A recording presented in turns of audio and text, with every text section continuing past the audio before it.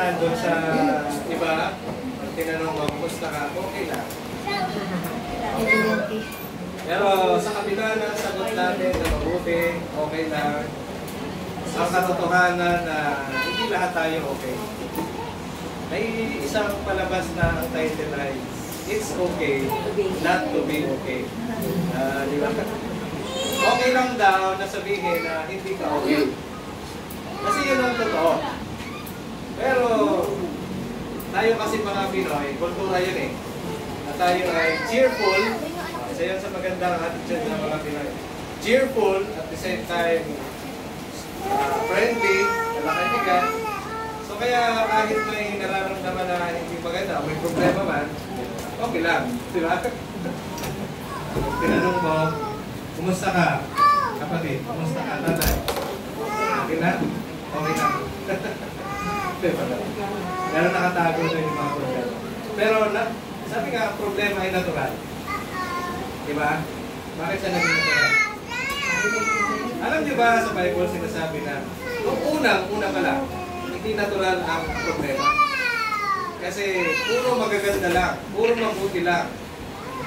Yung likhay ng mundo, ang mundo ay perfect, mabuti. Walang problema. Kailan nagkaroon ng problema? Nang pumasok ang kasalanan. So the entrance of sin. Ito yung kahit ang Diyos ay ng problema sa problemang ito.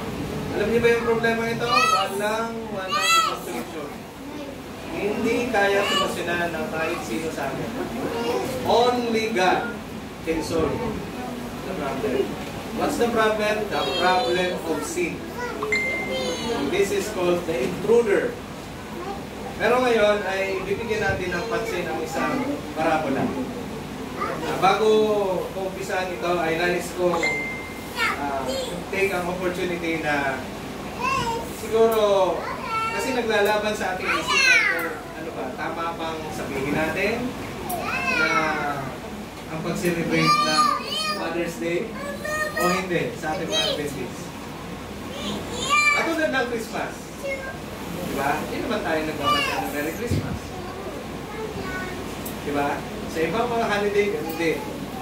Kasi sa totoo lang, hindi alam ng iba. Lahat ng yan, binigyan nila modern name, magandang pangalan. Pero, ang totoong pangalan nila, may totoong pangalan sila sa pagan rooted.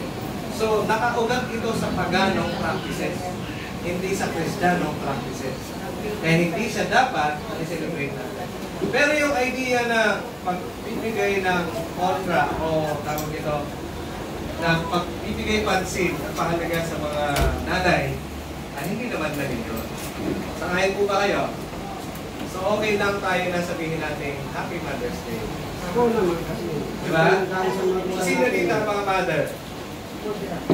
Eh, yan. Happy Mother's Day po sa lahat.